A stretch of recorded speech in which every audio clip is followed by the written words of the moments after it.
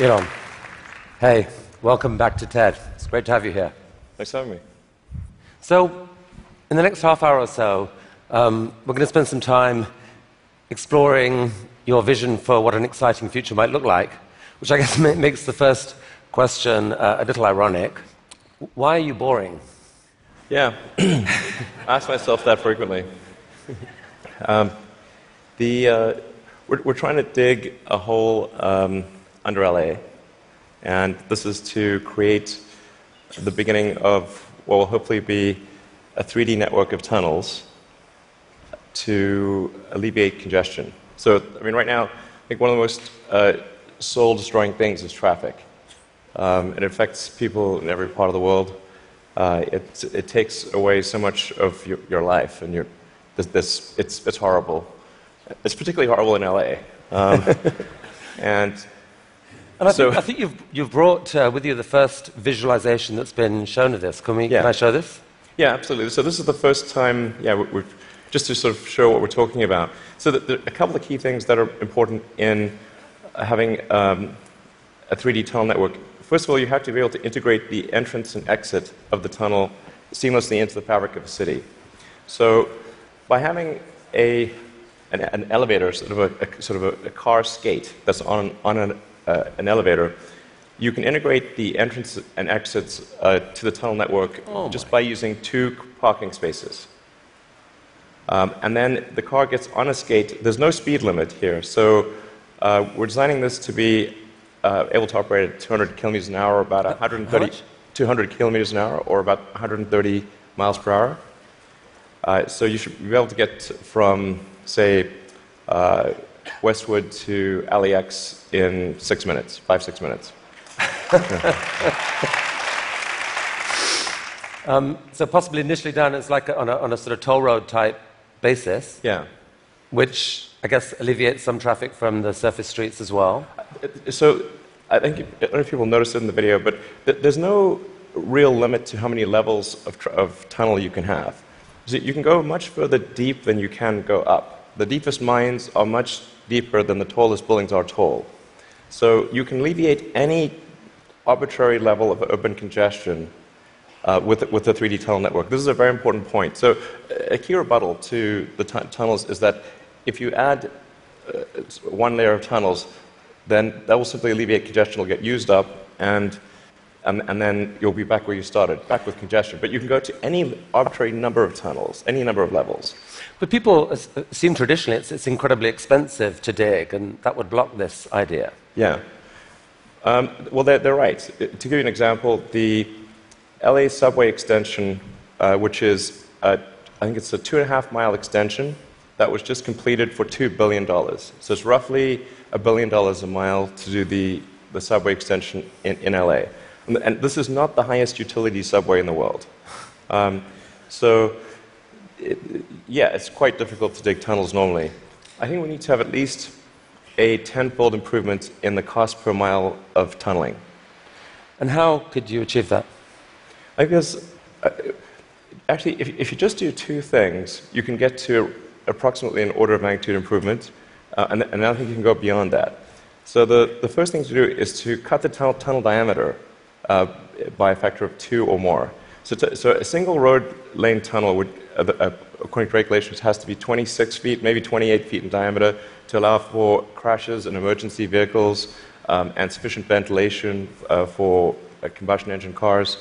But if you shrink that diameter to what we're attempting, which is 12 feet, which is plenty to get an electric skate through, you drop the diameter by a factor of 2 and the cross-sectional area by a factor of 4.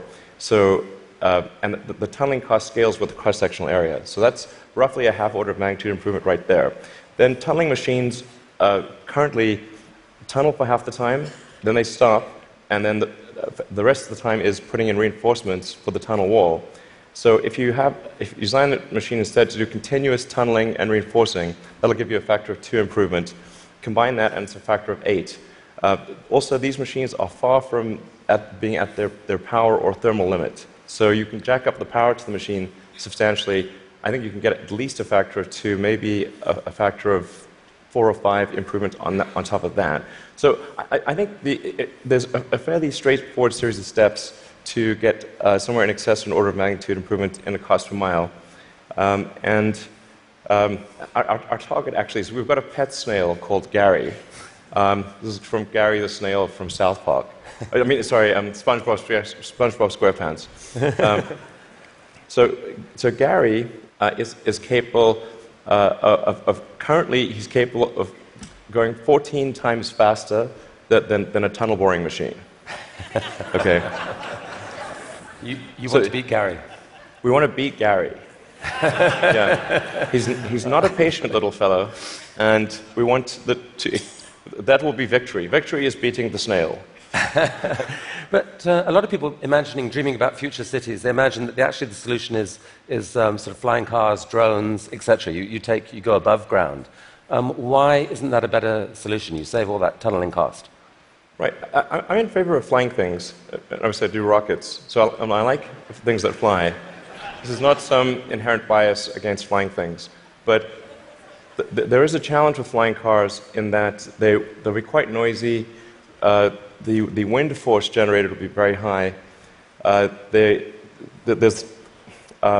just say that if something's flying over your head, if there are a whole bunch of flying cars going all over the place, that is not an anxiety-reducing situation.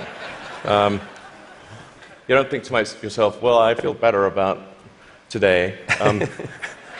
You're thinking, like, did they service their hubcap? Or is it going to come off and guillotine me as they're flying past? And so you've got this vision then, future cities with these rich 3D networks of tunnels underneath. Is there a tie-in here with Hyperloop? Could you apply these tunnels to use for this Hyperloop idea you released a few years ago? Yeah, so we've been sort of puttering around with the Hyperloop stuff for a while. We built a Hyperloop test track adjacent to SpaceX just for a student competition to encourage innovative ideas in transport. It actually ends up being the biggest vacuum chamber in the world after the Large Hadron Collider by volume. It was sort of quite fun to do that, but it was kind of a hobby thing. And then we think we might. So we developed a little pusher car to push the student pods, but we're going to try seeing how fast we can make the pusher go if it's not pushing something. Huh. So, I mean, like, sort of cautiously optimistic we'll be able to be faster than the world's fastest bullet train, even in a 0.8-mile stretch. Whoa. Good brakes. Yeah. I mean, it's either going to smash into tiny pieces or. But you can picture then a Hyperloop in a tunnel, yes, running quite long distances. Exactly. So in looking at tunneling technology, it turns out that in order to make a tunnel, you have to, in order to seal against the water table, you've got to typically design a tunnel wall to be a good to about 5 or 6 atmospheres. So to go to vacuum is only 1 atmosphere, or near vacuum. So actually, it sort of turns out that automatically, if you build a tunnel that is good enough to resist the water table, it is automatically capable of holding vacuum. Huh. So, yeah. And so you can actually picture this, like what kind of length tunnel is in Elon's future to running Hyperloop? Yeah, I think there's no real length limit. You could dig as much as you want. I think if you were to do something like a DC to New York Hyperloop, I think you'd probably want to go underground the entire way because it's a high density area. You're going under a lot of buildings and houses, and if you go deep enough, you cannot detect the tunnel. Sometimes people think, well, it's going to be pretty annoying to have a tunnel dug under my house. Like, if that tunnel is dug more than about 3 or 4 tunnel diameters beneath your house, you will not be able to detect it being dug at all. In fact, like if you're able to detect the tunnel being dug, whatever device you're using, you can get a lot of money for that device from the Israeli military, who is trying to detect tunnels from Hamas, and from the US Customs and Border Patrol, that trying to detect drug tunnels. So the reality is that Earth is incredibly good at absorbing vibrations, and once the tunnel depth is below a certain level, it is undetectable. Maybe if you have a very sensitive seismic instrument, you might be able to detect it. So you've started a new company to do this called The Boring Company. Very nice, very funny. What's funny about that? How much of your time is this? It's maybe 2 or 3%. You've called it a hobby. This is what an Elon Musk hobby looks like. I mean, it really is. Like, we actually, this is basically interns and people doing it part-time. So this is, we bought some second-hand machinery, and it's kind of puttering along, but it's making good progress. So an even bigger part of your time is being spent on electrifying cars and transport through Tesla. Is one of the motivations for the tunneling project the realization that actually, in a world where cars are electric and where they're self-driving, there may end up being more cars on the roads on any given hour than there are now? Yeah, exactly. A lot of people think that when you make cars autonomous, that they'll be able to go faster and that will alleviate congestion. And to some degree, that will be true. But once you have shared autonomy where it's much cheaper to go by car, and you can go point to point, the affordability of going in a car will be better than that of a bus. Like, it will cost less than a bus ticket. So the amount of driving that will occur will be much greater with shared autonomy, and actually traffic will get far worse. I mean, you started Tesla with the goal of persuading the world that electrification was the future of cars. Yeah. And a few years ago, people were laughing at you. Now, not so much. I mean... Okay. Well, I mean, isn't I don't know. I don't know. Maybe but isn't it true that pretty much every auto manufacturer has announced serious electrification plans for the short to medium term future? Yeah. I think almost every automaker has some electric vehicle program. They vary in seriousness. Some are very serious about transitioning entirely to electric, and some are just dabbling in it. And some, amazingly, are still pursuing fuel cells, but I think that won't last much longer. But isn't there a sense, though, Elon, where you could now just declare victory and say, we did it, let the world electrify, and you go on and focus on other stuff? Yeah. I intend to stay with Tesla as far into the future as I can imagine. And there are a lot of exciting things that we have coming. We've got, obviously, the Model 3 that's coming soon.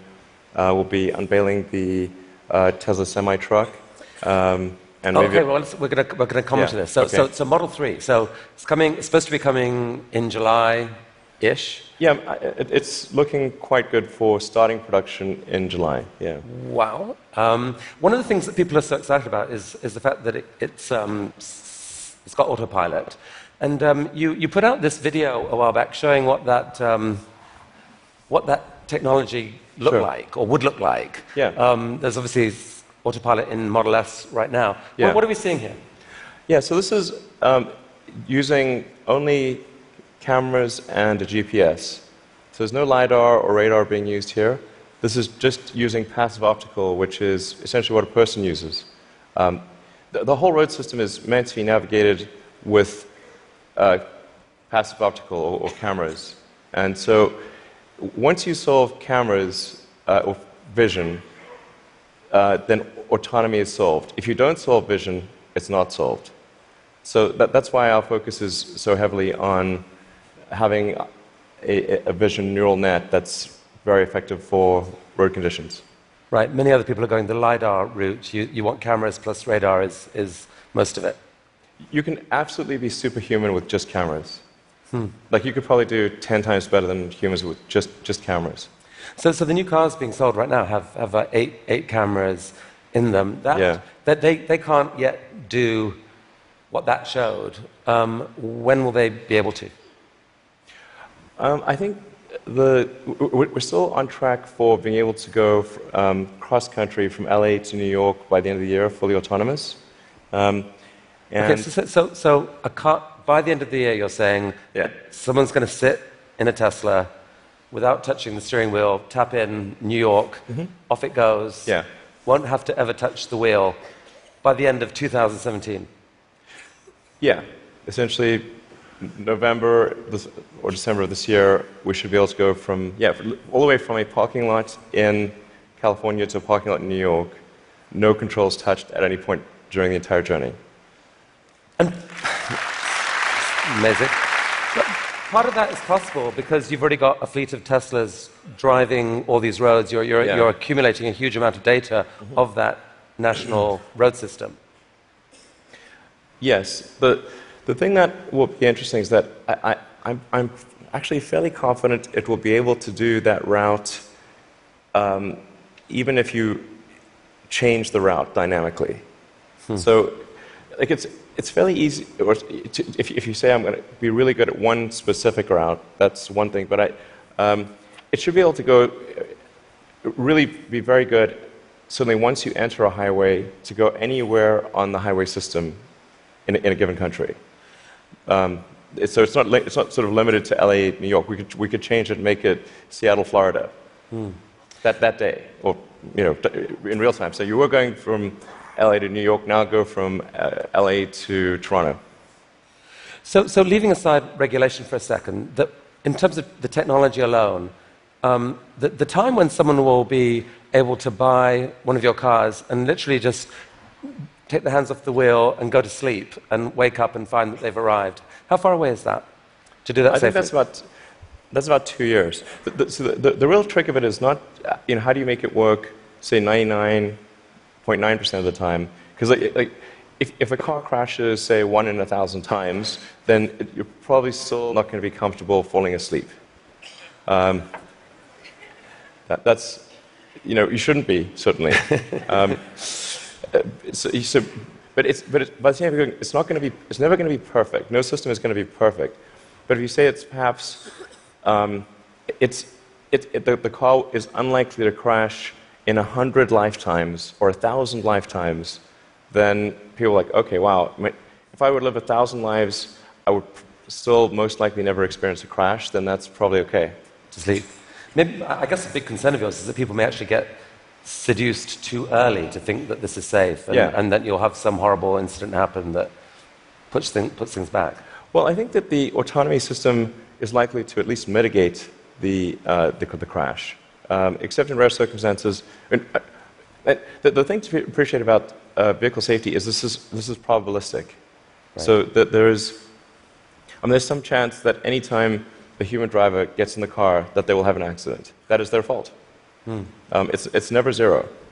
And so the key threshold for autonomy is how much better does autonomy need to be than a person before you can rely on it. But once you get that literally safe hands-off driving, the power to disrupt the whole industry seems massive, because at that point you've spoken of people being able to buy a car, drops you off at work, and then you let it go and provide a sort of Uber-like service to other people, earn you money, maybe even cover the cost of your lease of that car. Exactly. So you can kind of get a car for free. Is that really likely? Yeah, absolutely. This is what will happen.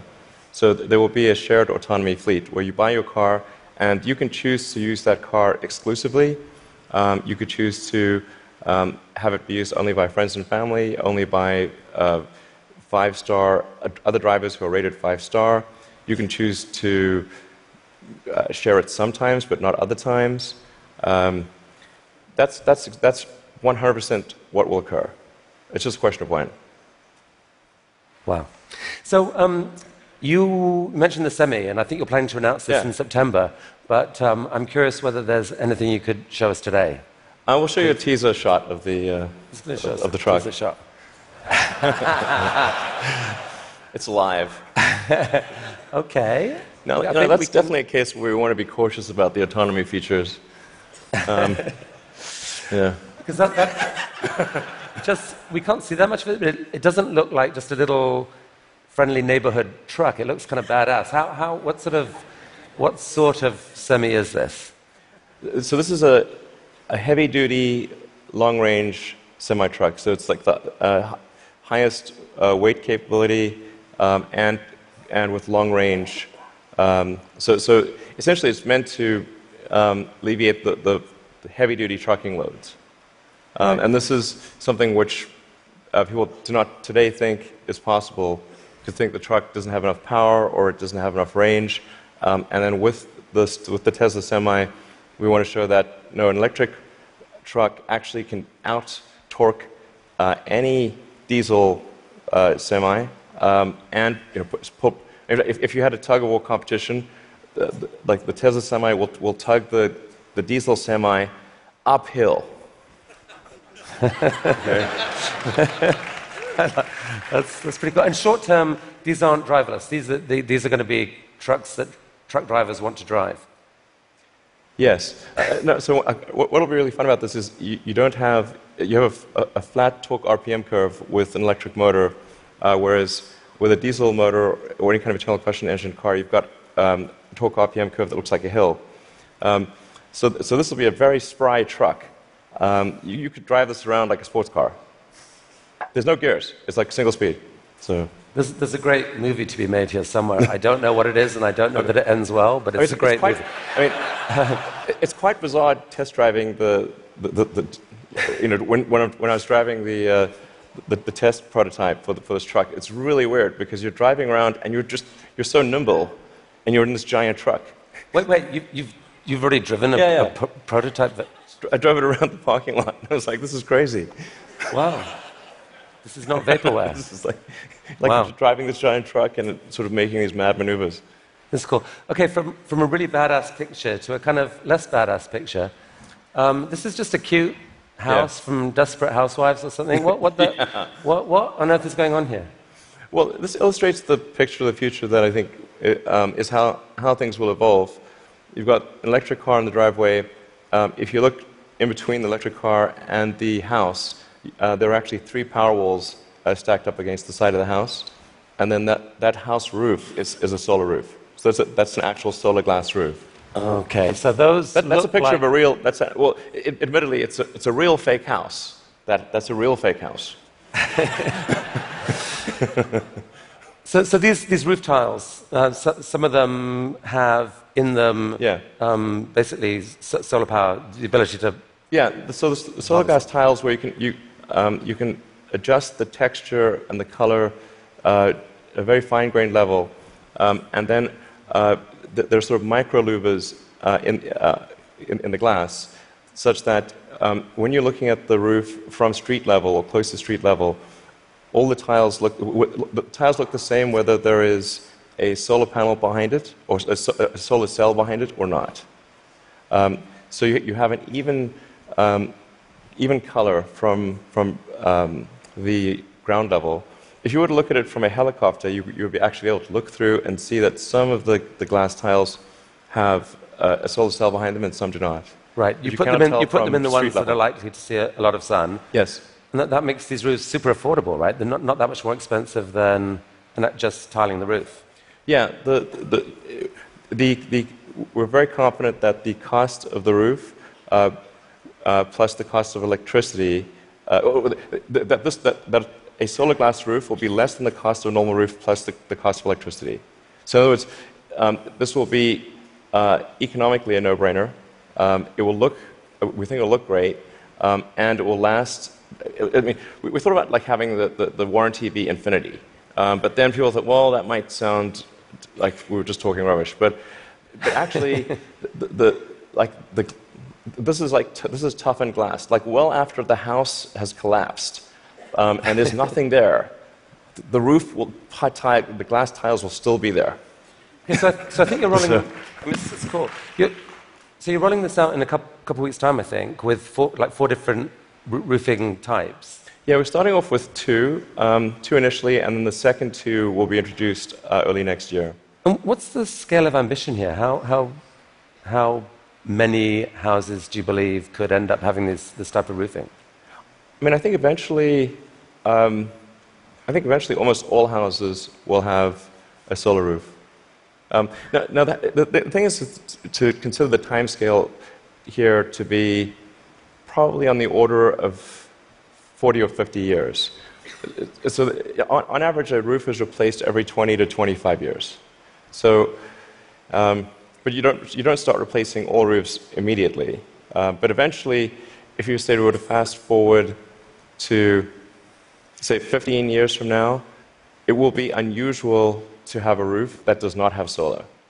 Is there a mental model thing that people don't get here that there's been, because of the shift in the sort of cost economics of solar power, that like most houses actually have enough sunlight on their roof pretty much to power all of their needs. If you could capture the power, it could pretty much power all their needs, right? You could go off grid, kind of. Yeah, it depends on where you are and what the house size is relative to the roof area. But yeah, it's a fair statement to say that most houses in the US have enough roof area to power all the needs of the house. Okay, so the key to the economics of the cars, the these houses, is the falling price of lithium-ion batteries, which you've made a huge bet on as Tesla. In many ways, that's almost the core competency. And you've decided that to really own that competency, you just have to build the world's largest manufacturing plant and kind of double the world's supply of lithium-ion batteries. Yeah. With this guy. What is this? Yeah, so that's the Gigafactory, the progress so far in the Gigafactory. Eventually, you can sort of roughly see that there's sort of a diamond shape overall, and when it's fully done, it'll look like a giant diamond, or that's the idea behind it. And it's aligned on true north. There's a small detail, but and capable of producing eventually 100 gigawatt hours of batteries a year. 100 gigawatt hours. We think probably more, but yeah. And they're actually being produced right now already here, right? Yeah, we're in production already. You guys put out this video. Yeah. I mean, is that speeded up, or? That's the slowed down version. So how fast does it actually go? Well, when it's running at full speed, you can't actually see the cells without a strobe light. It's just blur. And I mean, one of your core ideas, Elon, about what makes an exciting future is a future where we no longer feel guilty about energy. Help us picture this. I mean, how many gigafactories, if you like, does it take to get us there? It's about 100, roughly.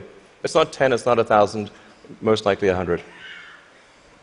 See, I kind of find this amazing. Like, you can actually picture, if that's right, you can picture what it would take to move the world off this vast fossil fuel thing. It's like you're building one, cost $5 billion, maybe the next one, or whatever, $5 to $10 billion. Yeah.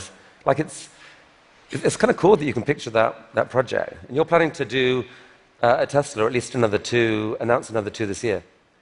I think we'll announce locations for somewhere between 2 and 4 gigafactories later this year. Yeah, probably 4. Whoa. Yeah. Okay. I can't tease. No more teasing from you for here. Like, where? Continent? You can say no. We need to address a global market. Yeah. Okay. This is cool. I think we should talk for global market. So I have to ask you one question. I'm going to ask you one question about politics. Only one. I'm kind of sick of politics, but I do need to ask you this. You're on a body now giving advice to a guy who has said he doesn't really believe in climate change, and there's a lot of people out there who kind of think you shouldn't be doing that. They'd like you to walk away from that. What would you say to them? Well, I think that there's... First of all, I'm just on 2 advisory councils where the format consists of going around the room and asking people's opinion on things. And so there's like a meeting every month or 2. that's the sum total of my contribution. But I think to the degree that there are people in the room who are arguing in favor of doing something about climate change, or other certain social issues. I've used the meetings I've had thus far to argue in favor of immigration and in favor of climate change. And if I hadn't done that, that wasn't on the agenda before. So maybe nothing will happen, but at least the words were said. Okay. So let's talk SpaceX and Mars. Last time you were here, you spoke about this, what seemed like a kind of incredibly ambitious dream to develop rockets that are actually reusable. And you've only gone and done it. Yeah. I mean, talk us through this. What are we looking at here?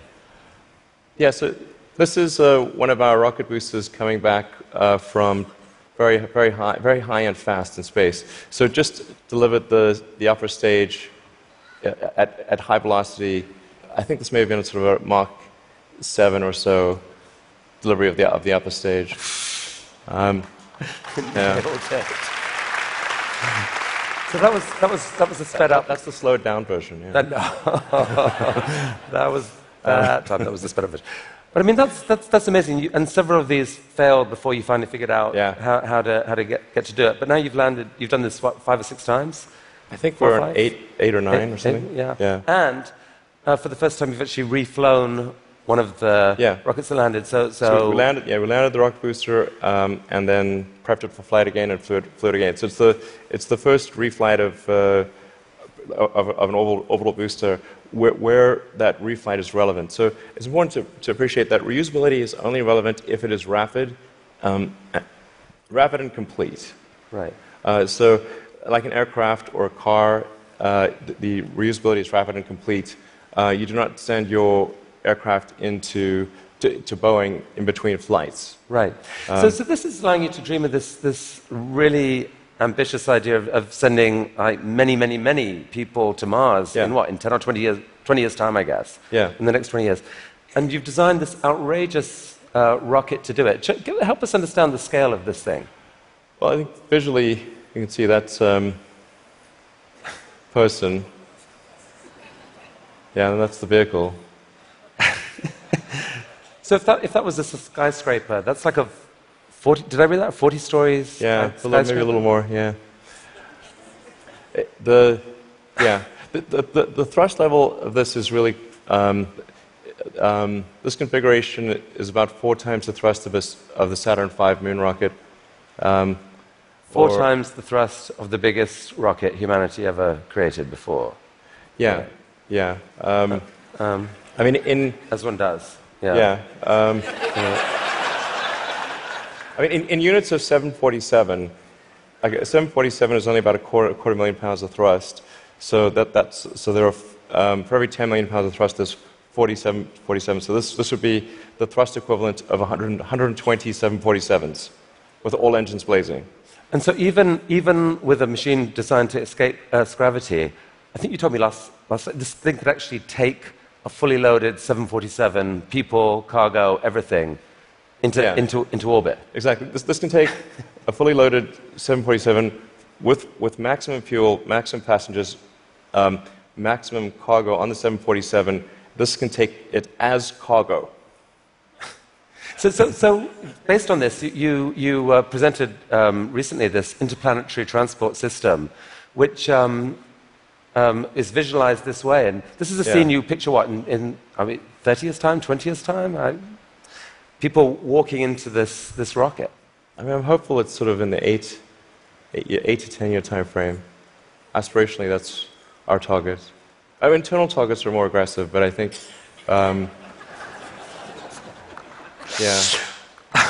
Okay.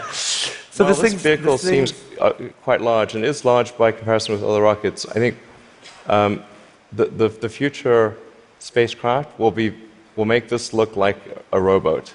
I mean, this is the future spaceships will be truly enormous.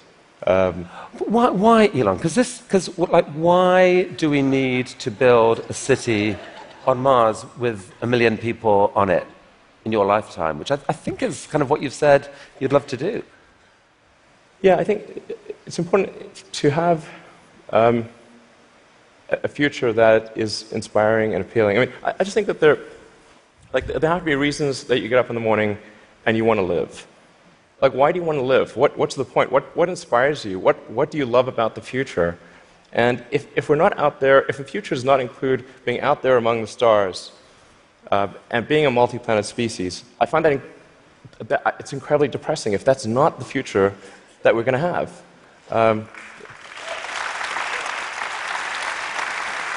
People want to position this as an either-or, that there are so many desperate things happening on the planet now, from climate to poverty to, you pick your issue. And this feels like a distraction. You shouldn't be thinking about this. You should be solving what's here and now. And to be fair, you've done a fair old bit to actually do that with your work on sustainable energy. But why not just do that? Well, I think there's. I look at the future from a standpoint of the probabilities. It's like a branching stream of probabilities. And there are actions that we can take that affect those probabilities, or that accelerate one thing or slow down another thing, introduce something new to the probability stream. Sustainable energy will happen no matter what. If there was no Tesla, if Tesla never existed, it would have to happen out of necessity. It's tautological. If you don't have sustainable energy, it means you have unsustainable energy. Eventually, you'll run out, and the laws of economics will drive civilization towards sustainable energy inevitably. The fundamental value of a company like Tesla is the degree to which it accelerates the advent of sustainable energy faster than it would otherwise occur. So when I think what is the fundamental good of a company like Tesla, I would say hopefully it does. If it accelerated that by a decade, potentially more than a decade, that would be quite a good thing to occur. That's what I consider to be the fundamental sort of aspirational good of Tesla. Then there's becoming a multi-planet species and spacefaring civilization. This is not inevitable. It's very important to appreciate this is not inevitable. The sustainable energy future, I think, is largely inevitable, but being a spacefaring civilization is definitely not inevitable. If you look at the progress in space, in 1969 we were able to send somebody to the moon. 1969. Then we had the space shuttle. The space shuttle could only take people to low Earth orbit. Then the space shuttle retired, and the United States could take no one to orbit. So that's the trend. The trend is down to nothing. This is not. People are mistaken when they think that technology just automatically improves. It does not automatically improve. It only improves if a lot of people work very hard to make it better. And actually, it will, I think, by itself degrade, actually. You look at great civilizations like ancient Egypt, and they were able to make the pyramids, and they forgot how to do that. And the Romans, they built these incredible aqueducts. They forgot how to do it. It almost seems, listening to you and look at the different things you've done, that you've got this unique double motivation on everything that I find so interesting. Which is, one is this desire to work for humanity's long-term good. The other is this desire to do something exciting. And it's often, it feels like you feel like you need the one to drive the other. With Tesla, you want to have sustainable energy, so you make these super sexy, exciting cars to do it. Solar energy, we need to get there, so we need to make these beautiful roofs. We haven't even spoken about your newest thing, which we don't have time to do, but you want to save humanity from bad AI, and so you're going to create this really cool brain-machine interface to give us all infinite memory and telepathy and so forth. And on Mars, it feels like what you're saying is, yeah, we need to save humanity and have a backup plan, but also we need to inspire humanity, and this is a way to inspire. I think the value of beauty and inspiration is very much underrated, no question. But I want to be clear. I'm not trying to be anyone's savior. That is not the... I'm just trying to think about the future and not be sad. Beautiful statement. I think everyone here would agree that it is not... None of this is going to happen inevitably. The fact that in your mind you dream this stuff, you dream stuff that no one else would dare dream, or no one else would be capable of dreaming at the level of complexity that you do. The fact that you do that, Elon Musk, is a really remarkable thing. Thank you for helping us all to dream a bit bigger. You'll tell me if it ever starts getting genuinely insane, right? Thank you. That was really, really fantastic. That was really fantastic. Thanks, guys. Thank you.